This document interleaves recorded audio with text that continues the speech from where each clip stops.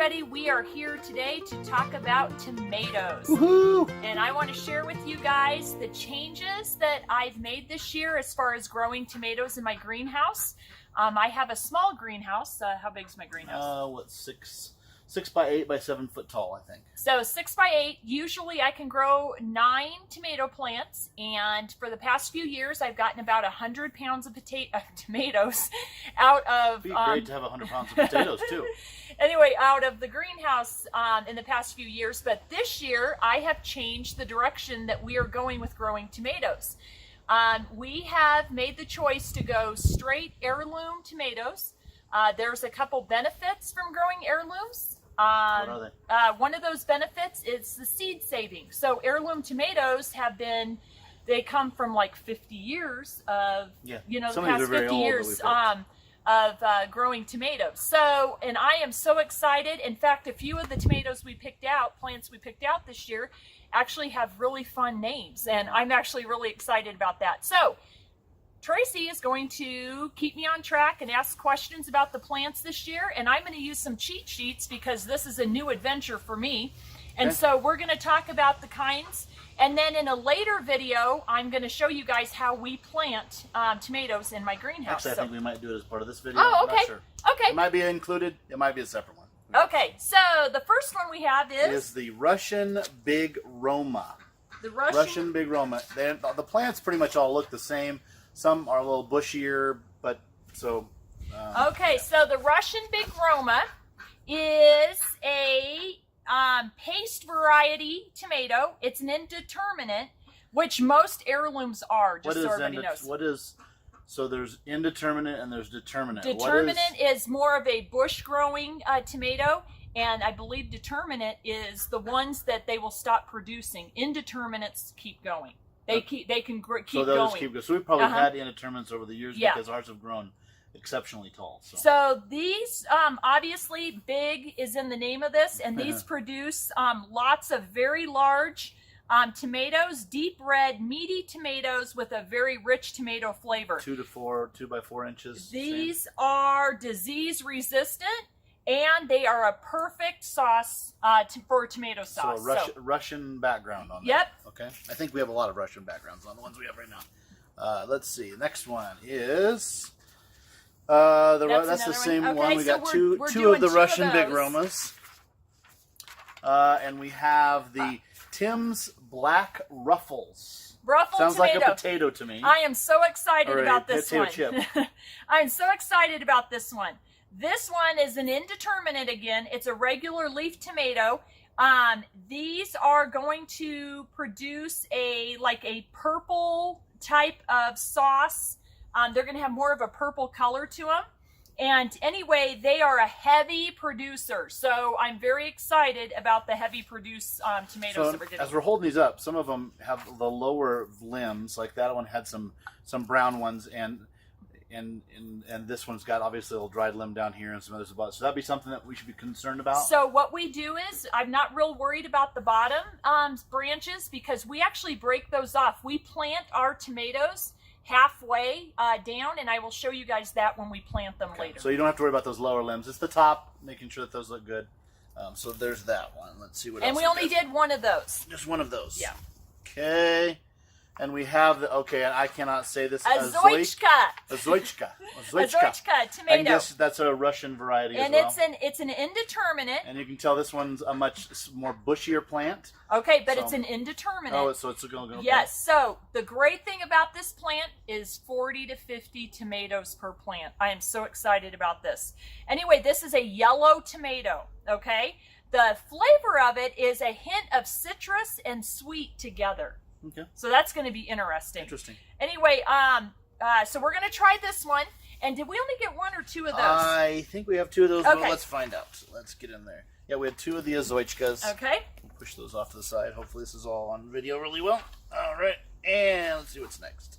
Okay, this one doesn't have the tag. Oh, we know what this is. This one is the sausage tomato. Sausage tomato. And Tracy actually picked this one out. Yes, I did. Anyway, sausage tomato. I thought it was going to taste like sausage, but I guess I'm kind of not. Anyway, so these are going to get really long. They're almost going to look like a pepper. Kind of show the picture of it. Yeah. Anyway, There's the picture. So it's a tomato, but if you looked at it from a distance, was not connected to the plant, you'd think it might be a pepper because it's gonna have that shape. This kind of tomato is going to be great for like ketchup or sauces. This is going to be a great paste tomato. So I'm actually excited to see what these look like. One of those. And then our next one is the Sioux. Okay, so the Sioux tomato is, it's an average size tomato. It's a sweet yet tangy and full of those rich, complex flavors. It's got an extraordinary taste in a round red tomato. So it basically just looks like the average tomato. So medium size. Yeah, just a medium size. They're saying it has an incredible flavor. And it was released in 1944. Oh, cool. Yeah, so that's the one I think we saw that was one of the varieties that had been around and became kind of a staple. And it is reliable in hot weather. They produce when it's really hot. So. Okay. Next one is the Grushoka tomato. We probably said it wrong. I think we got a lot of Russian varieties. So anyway, they mature in 65 days, which I'm really excited about that. It produces high yields of long pink egg-shaped tomatoes. So you're kind of looking at like aroma. Perfect. These are perfect for canning. And they're from Siberia, Russia.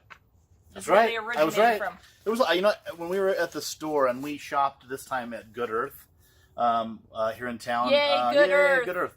Good Earth is a beautiful shop, and we kind of got some recommendation to go over there from Tally over at Buckley's. She'd gotten some really unique varieties, and so going over there, I noticed when we were looking through them, there were a lot of Russian-sounding names. Like that's become, I don't know why, you would think Russia's not the place to grow tomatoes.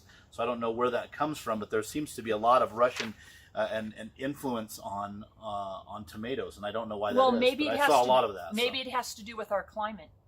Colorado Springs. Possibly, we're maybe these would not 5. be available in other towns or whatever. But again, here's another one. This is the Siberian tomato. Tomato. Anyway, heavy yields. This one's even got some already starting on it. So heavy yields of bright red tomatoes. These are a sweet and flavorful tomato, perfect for salads, slicing. I was looking for a slicing tomato because a lot of these tomatoes we got are going to be canning tomatoes. But we tend to use you can a lot of tomatoes. So for us, picking something that was canning size, we do eat some, but if you got all slicing size, then we would not go through them. And I do can salsa and I can stewed tomatoes every year. Now, here is the great thing about this tomato.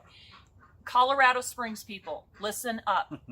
This tomato will set at 38 degrees. Nice. Yes. Okay. So anyway, it is one of the earliest maturing varieties on the market, and it only takes 7 weeks when transplanted outdoors. It is a popular tomato grown in, you want to guess where? A bucket. Alaska. Okay. Alaska. Anyway. A bucket in Alaska. That's what I was going for. So. Now, this is a determinant. Okay. So that means that, hopefully I don't have this switched around. That means that once the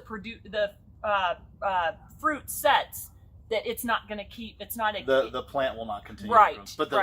But the fruit will continue to set over and over again. I think this is one of the ones that talked about high producing. Yes. It puts out a lot of fruit. And it also comes from. You want to guess where? Russia.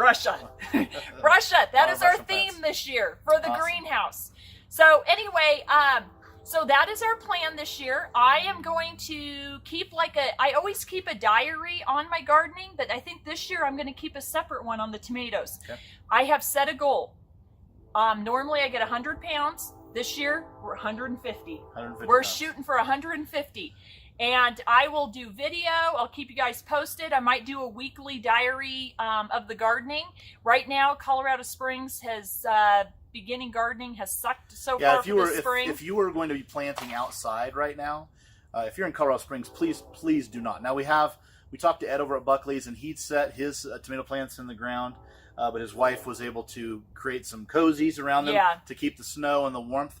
But you'll lose tomato plants. I know that they're selling them like crazy, so you need to be able to have these in a warm environment. We fortunately have the greenhouse, so that allows us to go ahead and plant in containers. We could even be planting in the ground. This year we're planting in buckets. We rotate that. But if you're in Colorado Springs, because we have another day coming up here. Yeah, next week. It's key to watch as far out as you can, so that you do not put something out that's going to suffer in the weather. So that's what we're working on. That's what we're doing.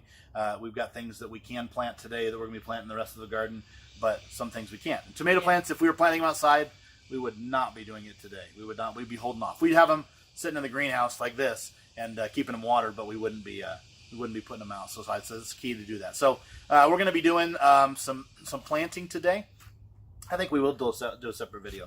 We're going to do a little separate video on that, on how we plant tomato plants. Now, mind you, we have a 7-foot tall greenhouse.